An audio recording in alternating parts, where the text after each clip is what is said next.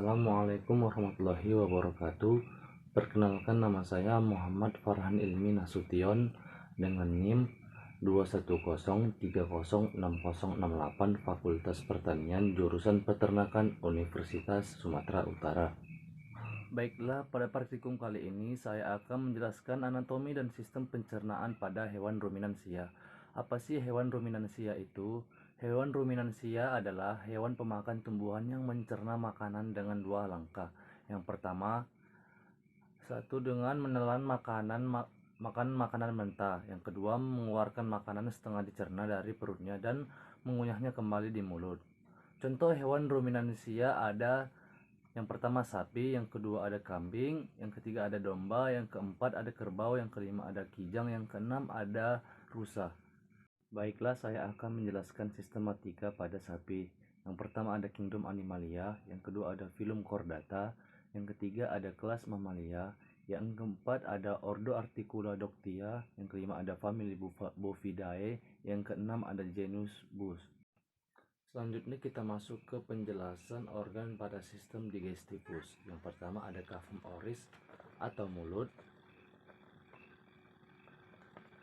berfungsi sebagai masuknya makanan dan dimulainya proses pencernaan.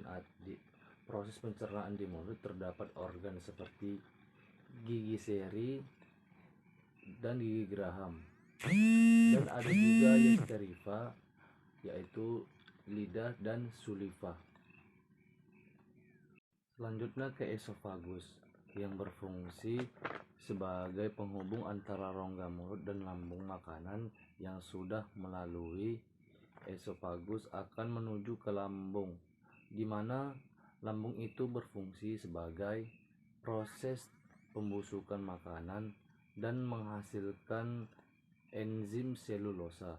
Di lambung terdapat 4 bagian. Yang pertama ada rumen, yang kedua ada omasum, yang ketiga ada retikulum, dan yang keempat ada abomasum.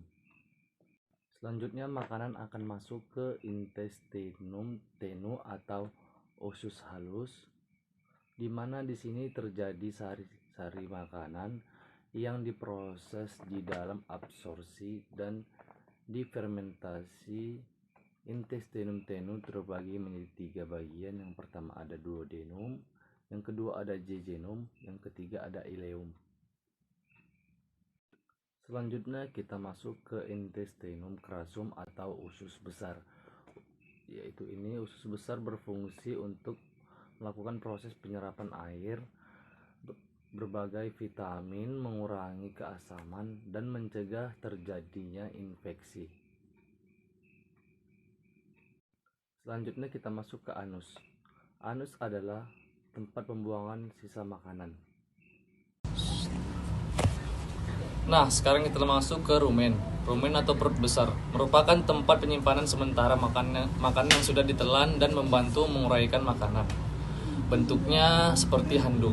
1, 2, 3. Retikulum atau perut jala merupakan tempat mencampur makanan hingga menjadi gumpalan kasar atau bolus. Setelah itu makanan akan didorong kembali ke rongga mulut untuk dimamah yang kedua hingga teksturnya lebih halus.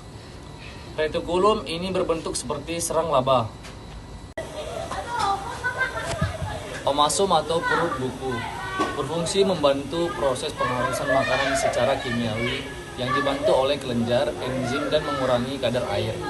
Omasum ini berbentuk seperti buku. Ya. Abomasum atau perut masam berfungsi mencerna gumpalan makanan melalui enzim dan asam klorida, lalu sebagai disinfektan bagi bakteri jahat yang masuk bersama makanan.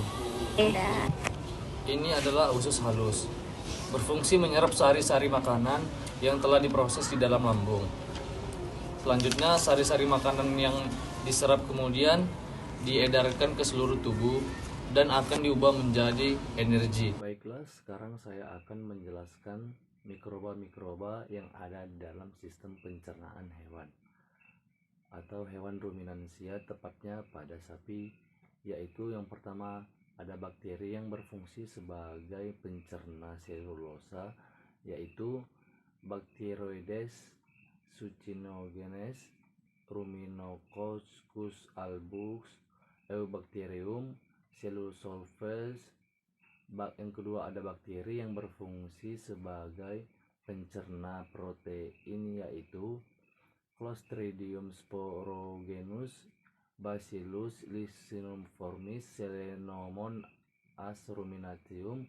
Yang ketiga ada bakteri yang berfungsi sebagai pencerna hemiselulose, yaitu Bacteroides ruminicola, Ruminococcus sp, Prevotella ruminicola. Yang keempat bakteri yang berfungsi sebagai pencerna pati, yaitu Bacteroides amylophilus, Lactobacillus albus, Streptococcus bovis. Yang kelima bakteri yang berfungsi sebagai pencerna gula, yaitu Treponema brianti, Lactobacillus ruminus, Eubacterium ruminantium. Yang keenam bakteri yang berfungsi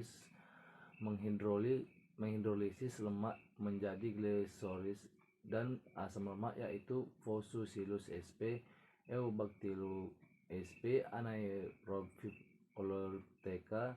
Protozoa yang berfungsi sebagai fermentasi gula, pati, dan protein, yaitu Isotricha intestinalis.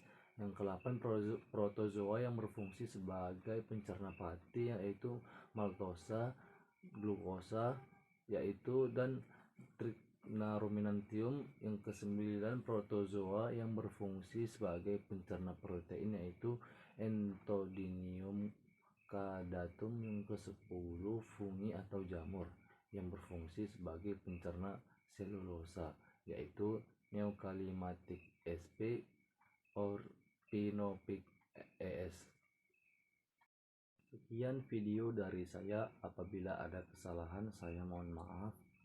Assalamualaikum warahmatullahi wabarakatuh.